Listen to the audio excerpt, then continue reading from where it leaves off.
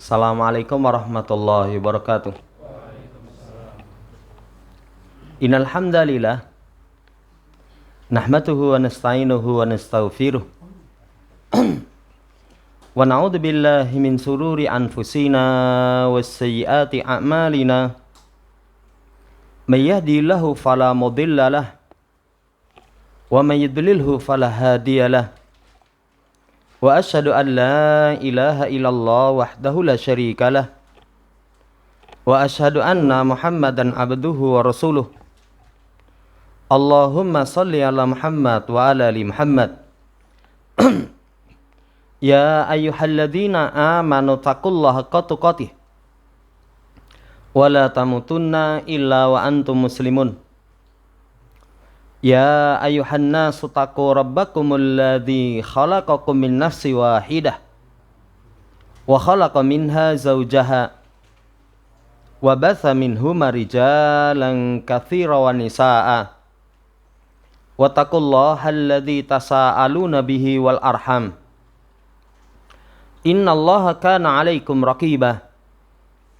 Ya ayyuhalladzina amanu taqullaha wa qulu qawlan sadida yuslih lakum a'malakum wa yaghfir lakum dhunubakum wa may yuti'illaha wa rasulahu faqad faza fawzan 'azima.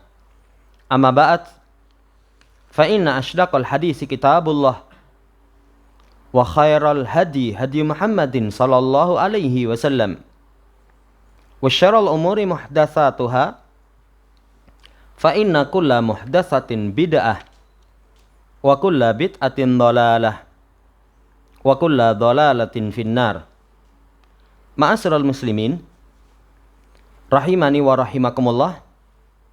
Melanjutkan pembacaan Nahwa Akhlaqis Salaf, masih di bab Mukaffiratud Dzunub fi Dhau'il Kitabi wa Sunnah.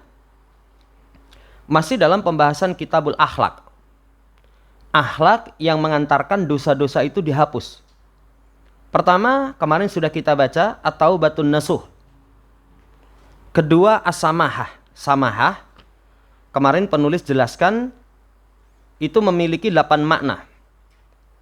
Kedermawanan, lapang dada, kemudian lembut, mudah, kemudian wajahnya berseri-seri, kemudian belas kasih, kemudian dalam bermuamalah itu suka memberi kemudahan tapi tidak tertipu.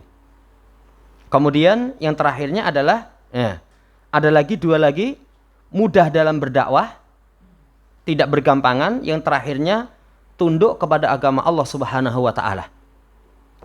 Kemudian masuk poin yang ketiga, akhlak yang mengantarkan dosa seseorang itu dimaafkan adalah al-ihsan ba'dal isaah. Berbuat baik setelah melakukan kejelekan.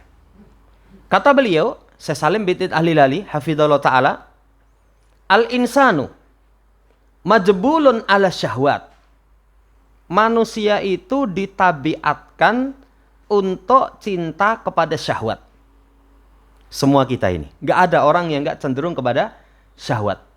Makanya dalam ayat zuyyina linnas hubbus sahawati minan nisa wal banin wal qanatiril muqantarah wad dhahab wal fiddah wal hailil musawamati wal an'ami wal hars. Dihiaskan kepada manusia kecintaan apa yang diingini kepada pasangan. Kita condong kepada pasangan, kepada anak, kepada harta yang banyak, perniagaan, emas, perak, kendaraan, tempat tinggal. Jamaah hormati, semua kita punya kecenderungan kepada syahwat. Fa'idha waqa'al abdu bihaba'ilil maksiyati wajtirahil sayiatin fal yusari ila muqabalatiha bihaslatin hasanatin.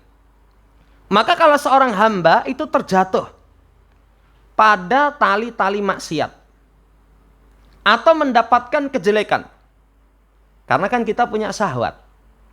Kalau syahwat dalam syariat kita itu pertama dikendalikan, wa nahan nafsa anil hawa. Yang kedua, diarahkan sesuai dengan apa yang datang dengannya Rasul sallallahu alaihi wasallam. Syahwat kepada pasangan, nikah. Kalau enggak nikah, poso. Makanya kata Nabi ya, ma'syaras syabab, man istata'a minkumul ba'ah falyatazawwaj. Siapa di antara kalian yang sudah mampu, menikah. Tapi kalau enggak mampu, puasa. Kalau syahwatnya bergejolak, puasa tidak mau, nikah tidak segera. Wis, jebol itulah. Ya, ini berbahaya ini. Ditahan, kalau enggak dikendalikan, diarahkan kepada harta. Orang pengen kepada harta, emas, perak, kendaraan yang bagus, tempat tinggal yang nyaman. Ada dua kemungkinan. Pertama, kendalikan. Belum mampu, sabar. Yang kedua, diarahkan dengan cara yang sesuai dengan syariat. Kamu pengen apa? Saya pengen punya kendaraan yang bagus. Duit-duit, durung, kerja. Hasilnya sithik, nyelengi. Nyelengi itu misalkan orang habis gajian, wah poya-poya, dipol-polke. Saya pengen punya kendaraan yang bagus itu, ayo dolan, tanggal 6. Enggak, di rumah aja. Koncone dolan itu misalnya nggawane duit, dia nggawa wedang sama panganan. Liyane mampir warung, mampire ning pinggir warung. Sing diombe sing kok ngomah itu lah. Ya, jamaah hormati. Itu kalau orang dalam syariat kita syahwatnya itu kalau nggak dikendalikan, diarahkan sesuai dengan tuntunan syariat. Sesuai dengan tuntunan syariat. Tapi namanya manusia, pasti nanti dia akan terjatuh pada tali-tali maksiat. Akan terjatuh dalam kejelekan. Nggak ada yang tidak. Kemarin sudah disampaikan ketika membahas taubatun nasuh. Taubat yang tulus, semua kita butuh taubat. Karena kita nggak lepas dari kesalahan. Nggak lepas dari kesalahan. Jamaah hormati, kalau seseorang terjatuh dalam maksiat, terjatuh dalam kejelekan, maka bersegera untuk menghadapi kejelekannya itu dengan perangai yang baik. Dengan perangai yang baik. Kesebalikannya nanti. Jadi cara memperbaiki kerusakan kita, itu dengan kesebalikan dari kerusakan kita. Kerusakannya apa? Syirik. Itu diperbaiki dengan tauhid. Makanya kalau seorang ada keyakinan tatoyur, merasa sial dengan sesuatu, itu segera ditebus dengan la ilaha illallah, mentauhidkan Allah Subhanahu wa ta'ala. Itu nanti seiring salahnya jenis apa, nanti pengobatannya jenis apa. Kalau kesalahan kemaksiatan itu berkaitan dengan harta, apa yang harus kita segerakan kebaikan? Sedekah. Kata Nabi, ada seseorang misalkan ngajak orang lain, kemari kita berjudi, kita berundi. Itu bentuk kafarah, dia menebus ngajak orang berjudi, itu falyatasaddaq, sedekah. Lah kita juga begitu. Lah maksiat kamu apa? Harta. Ngapusi wong. Ya, gelembui. Saya pernah kasih contoh itu. Ya, orang nipu itu ternyata Masya Allah ya, luar biasa. Metodenya itu macam-macam. Apa mana kalau ceritanya sing ya SMK ya. SMK itu cah lanang-lanang itu. Mangan nang kantin itu tadi tempe kalih, tahu kalih. Padahal kalih itu dipahami sama penjualnya dan ya. Padahal kita ambilnya itu bukan hanya 2. Mame apa le? Tempe kalih, tahu kalih. Padahal dipahami siji-siji. Padahal dimai tempe 7. Ya. Lah itu berapa lama? 3 tahun. SMK 3 tahun. Itu ditumpuk itu wah, sak kerenjang itu tempe ini ya. Ya. Jamaah hormati, gimana cara memperbaikinya? Perbanyak sedekah. Ini nasihat daripada penulis. Ka'an yuqabila al-husnah billin. Contohnya kalau perangainya kasar, itu dengan kelemah lembutan. Obatnya perangai kasar dengan kelemah lembutan. Obatnya orang yang suka ngomong kotor, lisannya dibasahi dengan zikir. Subhanallah, walhamdulillah, la ilaha illallah, wallahu akbar, walillahil hamd. Subhanallah bihamdi, subhanallahil azim, astaghfirullah. Kalau kebiasaan lisan dia itu ngomong kotor, Kan orang itu kalau punya hobi ngomong kotor, itu sak duduan, mingsuwe itu raketung itu. Mingsuwe raketung. Wong saya pernah di warung Hi itu loh. Ada orang ngomong mingsu, dikasih teh panas. Mingsu itu, jingseng teh panas. Lawang jeluke wedang panas, diwehi panas, miso. Kasih es. Ya, esnya kakean, mingsu itu. Ya. Lah apa mingsu ya? Sak duduan itu kalau orang biasa kata-kata kasar itu tidak terhitung itu. Sedino? Wah, sedino banyak sekali. Itu gimana cara mengobatinya? Dengan kelemah lembutan tutur katanya. Dengan kelemah lembutan tutur katanya. Ini contoh beliau. Kemudian wal ghadabil qadam. Kalau marah itu dengan qad. Ya, wal qadiminal ghaidha, dengan menahan amarah. Emosinan gimana obatnya? Tahan. Orang itu kalau emosinan itu paling berat itu nahan emosi. Kan masing-masing orang itu kadang ada kemaksiatan yang memang dia dalam hal itu ahli. Ada orang itu kalau urusan ngapusi bondo pinter. Tapi ngomongnya wah klimis. Ya akhi, ya anggere ketemu itu akhi gitu. Afwan, wah boson itu halus itu. Tribane ngapusi duit. Ya memang dia ahlinya dalam urusan harta. Ada orang dalam urusan harta, Masya Allah. Gimana? Wah dia itu amanah itu. Walaupun omongannya caeco itu kalau janji tenan. Ada kan orang tipenya seperti itu? Ada pula orang, jamaah hormati, kadang ngomongannya bagus, urusan harta dia amanah. Tapi amarah. Jadi kalau dipantik sedikit saja, itu langsung muncrat. Amarahnya langsung keluar. Jamaah hormati, obatnya amarah itu bil qadam, dengan mengendalikan amarah. Waqis ala dzalika ma'ari ayatil muqabalah wa tahaqquqil musyakilah. Maka kata beliau, kiaskan atas itu dengan memperhatikan lawannya, dengan menerapkan kesamaannya. Apa maksiatnya? Suka mengundur-undur sholat, bersegera untuk sholat. Apa kemaksiatannya? Kemaksiatannya itu misalkan sukanya musik. Kan ada orang kalau suka musik itu, wah parah ya. Parah lah, sekarang musik itu kadang dihiasi-hiasi seakan-akan itu islami. Kalau dangdutan, wah nggak boleh. Ya, campur sari, haram.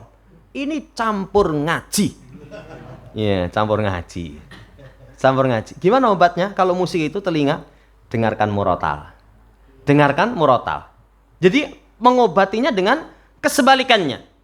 Kalau misalkan penyakitnya itu syahwat, apa obatnya? Menikah. Obatnya adalah dengan menikah. Wah, saya itu paling nggak bisa tahan kalau ketemu lawan jenis. Ya rabio. Ya, dengan menikah. Ini kata beliau supaya dikiaskan semuanya itu. Wadzalika ansabu. Dan itu lebih cocok. Walaisa sarton, dan itu bukan syarat. Ya. Li'anal marad yu'alaju biddihi. Karena sakit itu asalnya diobati dengan kesebalikannya. Orang sakit jangan diobati dengan obat yang memperparah. Loromu apa toh? Asam lambung. Oh, kuwi ya, sering-sering wae makan ning sayur padang, ngombe kuwi kopi, ya, sama Fanta dan Sprite. Kuwi jenenge ora obat itu namanya. Itu namanya nyengkake. Sakit itu diobati dengan kesebalikannya. Kalau yang kata yang ahli kesehatan, ini sakitnya apa itu? Karena penyakit itu katanya dua, kalau yang secara herbal katanya, kita nggak paham ya. Ada karena sifat dingin, karena sifat panas. Kalau sakit yang sifatnya panas, obatnya obat yang bersifat dingin. Ya. Tapi kalau sakit yang sifatnya itu dingin, obatnya panas. Sakit yang sifatnya dingin, ombeni jahe, minum madu cocok. Tapi obat yang sifatnya dingin diombeni es teh blebek terus itu alamat ya, cepat menghilangkan sakit ning ora ambekan. Ya. Saudara yang saya hormati, ini nasihat penulis. Maka faqulu maksiatin khalatatil qalba dolamatha la yubaddiduha illa nurun yartafi ilaihi bihasanatin tudaduha. Setiap maksiat, yang maksiat itu bercampur dengan hati, maka menjadikan menggelapkan hati. Maksiat itu kan menggelapkan hati. Kalau tadi subuh, ya, pas kultum subuh itu dibawakan 4, kata Ibn Abbas. Kegelapan wajah, kegelapan hati, kelemahan badan, kemudian rezeki seret. Tapi kalau dalam riwayat yang lain itu tambah 5. Apa kelimanya? Itu menjadikan seseorang dibenci makhluk. Dibenci makhluk. Kalau maksiat itu menjadikan hati gelap, itu nggak mungkin bisa hilang kegelapan itu kecuali dengan cahaya. Kan kalau kita pengen menghilangkan kegelapan itu dengan cahaya, kok peteng mendo iki? Lampune uripno. Lampune hidupkan. Itu kalau kegelapan. Kegelapan hati kita. Apa tanda seseorang hatinya gelap? Semangat taat melemah. Maksiat bersegera. Senantiasa gundah, senantiasa sedih. Itu menunjukkan hati gelap. Dibacakan ayat, dibacakan hadis, sama sekali tidak tersentuh. Itu hatinya gelap. Kalau hatinya gelap, sinari. Apa sinarinya? Dengan doa, dengan baca Quran. Ya. Saudara yang saya hormati, disinari. Dan sinari ini nanti yang akan mengangkat, yakni kebaikan yang kesebalikan dari sumber kegelapan hati. Tadi kita contohkan, kalau syirik, obatnya tauhid. Kalau bid'ah, obatnya sunnah. Kalau bid'ah, obatnya sunnah. Semua kesebalikannya. Maksiat harta, sedekah. Sedekah. Sampai ada pertanyaan kepada ulama, saya itu menipu kepada orang, saking banyaknya, saya itu nggak tahu sopo wae sing tak hapusi itu. Ya, lo kabeh wis tahu dihapusi. Ya, di sana tak hapusi, itu tak hapusi, semua banyak. Gimana cara menyembuhkannya, mengobati kemaksiatan yang seperti itu? Maka kamu perbanyak sedekah. Nanti sedekahmu itu pahalanya dipakai untuk membayar utang kedoliman berkaitan dengan harta. Nah ini saudara yang saya hormati demikian. Wa man tafahasa hadal maqama lam yara syai'an ahsana talaban wala asra'a idrakan min hasanatin hadisatin lidan bin qadimin. Maka siapa yang mau memeriksa kedudukan ini, tidaklah dia memandang sesuatu yang lebih baik untuk dituntut, yang lebih cepat untuk memperbaiki, kecuali kebaikan baru dari dosa yang telah lalu. Dosa yang telah lalu gimana? Perbaiki dengan kebaikan yang baru. Ya, maksiat apapun, masa lalu kita apa? Ya, nanti lihat, oh obatnya seperti ini. Segera untuk melakukan kebaikan. Dalilnya dibawakan oleh penulis, innal hasanat yudhibna sayyiat dzalika dzikra lidzakirin. Sesungguhnya kebaikan-kebaikan itu menghilangkan kejelekan, dan itu pelajaran bagi orang yang ingat. Jadi kalau seorang pengen kejelekannya dihapus, itu semangat melakukan kebaikan. Semua kebaikan itu menghapus kesalahan. Tauhid itu walaupun dosa sepenuh bumi, tauhidnya bagus, Allah nggak akan pedulikan dosanya. Allah akan kasih maaf. Allah akan kasih maaf. Ya. Contoh yang lain, sholat 5 waktu. Sholat 5 waktu itu penggugur di antara dosa-dosa di antaranya. Puasa Ramadan dengan Ramadan yang akan datang. Haji, zakat. Saudara yang saya hormati, seluruh amal ketaatan itu menghapus kejelekan. Sampai wudhu. Orang itu kalau wudhunya sempurna, Allah akan kasih ampunan itu. Itu sampai 5 waktu itu kalau seorang mencari amalan yang bisa menghapus kejelekan dia, sangat banyak. Dari wudhu. Siapa yang wudhu sebagaimana wudhuku ini, kata riwayat Utsman. Ya, sebagaimana wudhu Rasulullah SAW, kelak akan diampunkan dosanya. Menirukan muadzin, setelah itu berdoa. Saya akhir-akhir ini kalau dengar adzan, berdoa, itu saya tambah lagi. Kan biasanya doanya Allahumma shalli ala Muhammad wa ala ali Muhammad. Setelah itu Allahumma rabba hati dawati tamah wa salatil qaimah ati Muhammad danil wasilah wal fadilah sampai akhir. Setelah itu kata Nabi, siapa yang membaca doa asyhadu an la ilaha illallah wahdahu la syarikalah wa anna Muhammadan abduhu wa rasuluh. Setelah itu raditu billahi rabba wa bil islami dina Nabi Muhammadin sallallahu alaihi wasallam nabi ya Rasulullah. Allah nanti akan memberikan ampunan dari dosa-dosa yang dia lakukan. Nah ini disemangati ini. Ini saudara yang saya hormati dalilnya. Dalil yang kedua, Ittaqillaha haitsuma kunta wa atbi sayyi'atal hasanata tamhuha wa khaliqin nas bi khuluqin hasanin. Takwa kepada Allah dimanapun kamu berada. Iringkan kejelekan itu dengan kebaikan, kebaikan akan menghapus kejelekan. Pergauli manusia dengan pergaulan yang baik. Pergauli manusia dengan pergaulan yang baik. Hadis ini pertama, supaya seseorang takwa kepada Allah dimanapun dia berada. Di masjid takwa, di luar masjid takwa. Jangan di masjid itu merintih, nangis, khusyuk. Begitu keluar, liar. Ya, takwa itu dimanapun. Di rumah takwa, di tempat kerja takwa, di kantor takwa, di jalan takwa, di pasar takwa. Dimanapun kita berada. Perintah Nabi SAW. Ya. Kemudian setelah itu, iringi kejelekan itu dengan kebaikan. Karena semua kita berusaha takwa. Takwa itu apa? Taat, syukur, dzikir. Kita sudah berusaha taat. Ada itu yang masih tercecer. Kadang perintah kita masih tinggalkan. Kadang larangan kita masih terjang. Apalagi larangan makruh. Guru makruh, masih gitu itu. Apalagi amalan sunnah. Guru sunnah. Masih banyak kita masih kurang. Iringkan kejelekan itu dengan kebaikan. Lah pelajaran yang ketiga, kebaikan itu yang mengiringi kejelekan menghapus. Saudara yang saya hormati, menghapus itu beda dengan menutupi. Ya, makanya kemaafan itu lebih tinggi daripada maghfirah. Mungkin pernah kita terangkan, maghfirah itu di dunia ditutupi. Orang itu kalau di dunia punya aib, kelihatan sama orang, malu kan? Malu, ini ditutupi ini. Ditutupi. Tapi tetap ditulis di catatan malaikat. Di akhirat masih Allah tuntut. Tapi di akhirat Allah berikan ampunan. Dunia ditutupi, ditulis di catatan malaikat, dituntut di hari kiamat, setelah itu Allah ampuni. Tapi kalau kemaafan dihapus, itu di dunia gak ditulis. Gak ditulis. Dampak maksiat hilang. Di akhirat gak dituntut. Kemudian dicatat kebaikan. Dilupakan dari hati. Coba kalau seseorang mendapatkan kemaafan lebih tinggi dibandingkan dengan ampunan. Nah ini saudara yang saya hormati, kandungan dari hadis. Kemudian pergauli manusia dengan akhlak yang baik. Kembali hadis ini menjelaskan kepada kita, iringkan kejelekan dengan kebaikan. Itu yang sebanding. Yang sebanding apa kemaksiatan kita? Ya kemaksiatan kita itu disusul dengan kebaikan yang semisal. Kata penulis, kis ala dzalika. Kiaskan.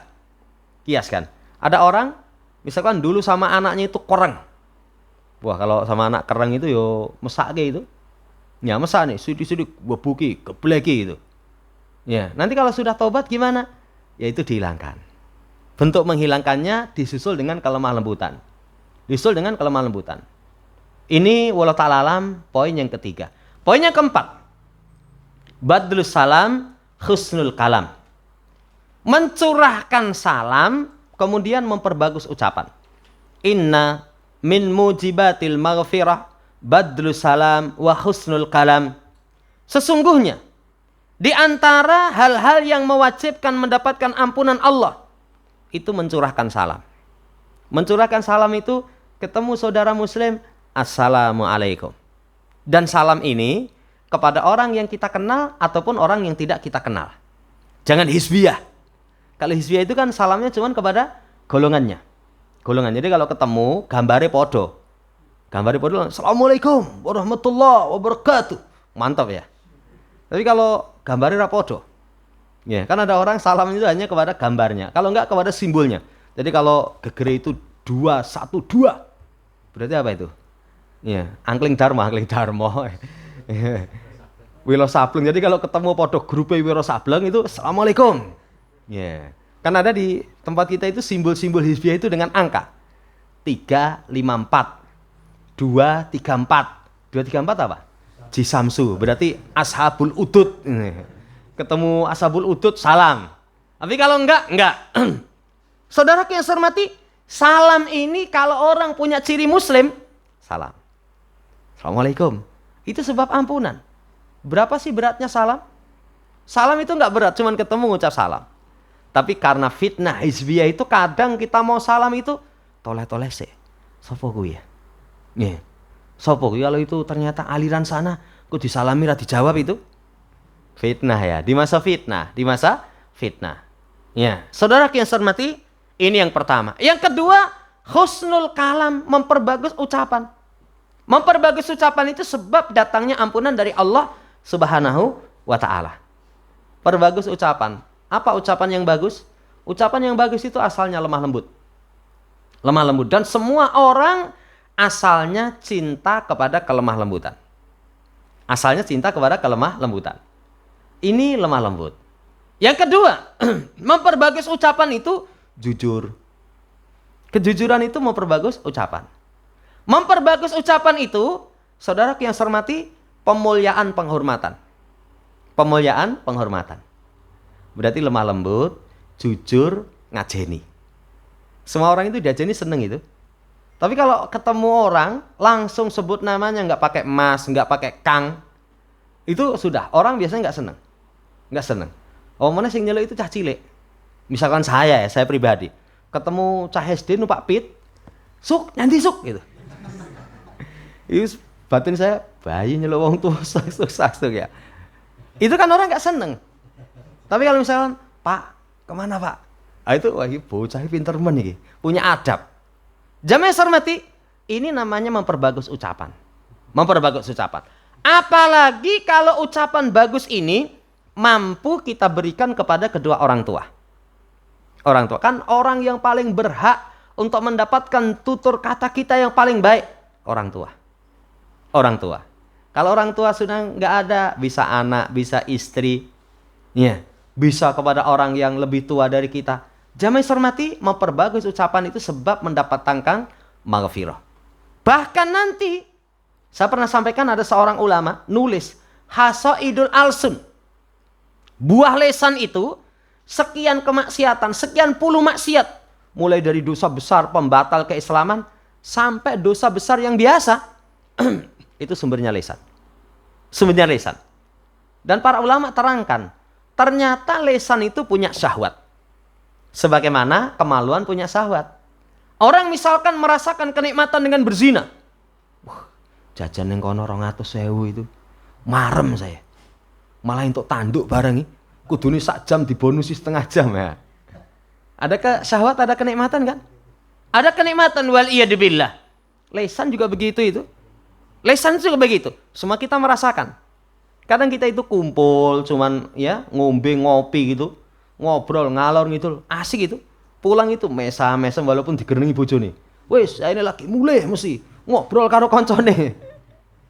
Saudara yang saya hormati, hati-hati ya. Lesan itu juga ada kemaksiatan, ada keledatan, ada syahwat sebagaimana kemaluan. Dan parahnya, syahwat lesan itu lebih semangat, lebih ringan dibandingkan dengan syahwat kemaluan. Orang kalau syahwat kemaluan zina itu berapa lama? Berapa lama? Enggak lama itu. Iya.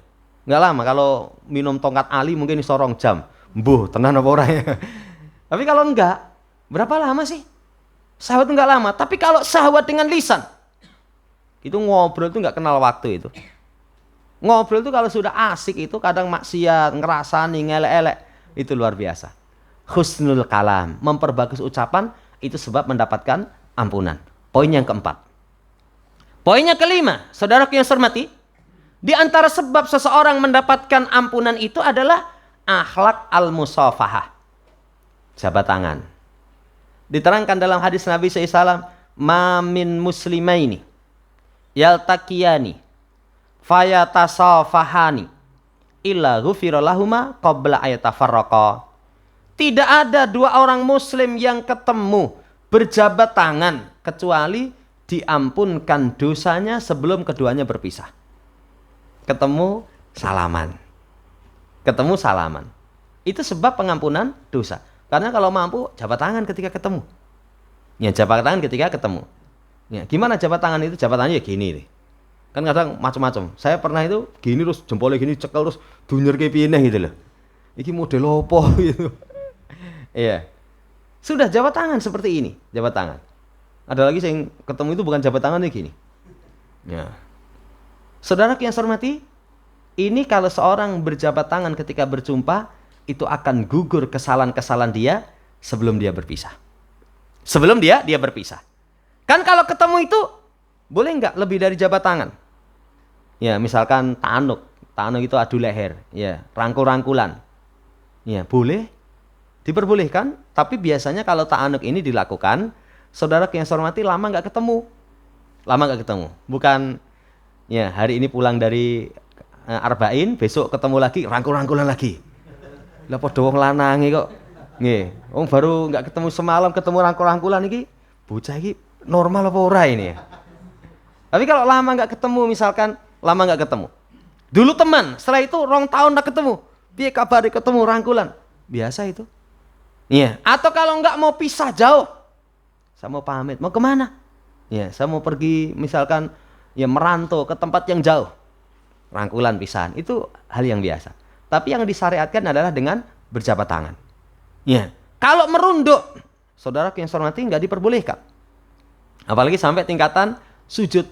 Sebagaimana dalam riwayat Mu'ad ketika pulang dari Syam di hadapan Nabi Shallallahu Alaihi Wasallam menghormati Nabi itu dengan sujud. Kata Rasul, apa-apaan ini wahai Mu'ad? Kata Mu'ad, ya Rasul, seperti inilah orang ajam mengagungkan tokohnya, memuliakan tokohnya. Kata Nabi, jangan ikuti orang ajam. Jangan ikuti orang ajam. Makanya menghormati dengan merunduk itu kalau sudah tingkatan ruku seperti ini atau lebih doprok itu nggak boleh. Tapi kalau hanya sekedar misalkan ya membungkukkan sedikit boleh. Kan masyarakat kita kalau kita lewat di depan orang tua itu nyeludur gitu. Wanake sapa nanti toto kromo itu. Pak Katut itu. Pak Katut. Anaknya Sukadi, wah lah, Pak Ustadz anaknya, itu dikatut kayak itu, Tapi kalau misalkan amit-amit agak merunduk, boleh, di masyarakat kita boleh, selama tidak sampai tingkatan ruku. Tapi kalau orang awam kan karena sampai tingkatan seperti ruku, itu sudah nggak boleh, itu tidak diperbolehkan. Tapi kembali, saudara yang saya hormati, ketemu jabat tangan, Kalau nggak jabat tangan nggak mampu ya nggak usah. Ya, jangan begitu ketemu naik motor, mandek sih, salaman sih, naik lagi, ketemu nanti sampai tipes sana itu mundak-mandek terus nanti. Ya, kalau di atas kendaraan boleh dengan isyarat, Assalamualaikum, Assalamualaikum. Boleh, itu pun kalau tangannya misalnya nggak bisa, Assalamualaikum, mesem, sudah cukup kok. Sudah cukup. Kan nggak harus dengan isyarat tangan. Jamaah yang saya hormati, ini poin yang kelima yang mengantarkan seseorang mendapatkan kemaafan dari Allah Subhanahu Wa Taala adalah dengan berjabat tangan. Ini dulu, insya Allah di pertemuan seterusnya nanti masuk pada berbuat baik kepada binatang. Jadi Islam itu sampai kepada binatang pun supaya kita berbuat baik. Walaupun kadang ada binatang-binatang itu yang nganyelke itu ono panganan. Ya. Kapan itu anak lagi mangan tinggal noleh itu dicolong kucing. Wah, jenenge bocah ya. Lagi mangan ya seneng-senengnya colong kucing. Wah, nesu-nesu gitu. Kita kalau nggak sabar itu ya sudah, dikisos akhirnya. Kucingnya ditendang. Ya, kalau bisa berbuat baik kepada binatang itu ternyata sumber kemaafan dari Allah Subhanahu Wa Taala. Insya Allah nanti kita akan baca di pertemuan seterusnya. Demikian. Ya, sebelum ditutup ada 2 menitan. Barangkali ada yang ditanyakan, kalau bisa kita jawab.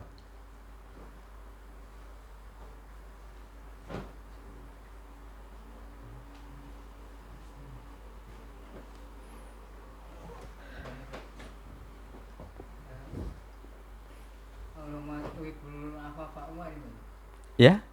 Dibaca pas apa itu? Ya? Pasnya pas apa itu? Bacaan apa?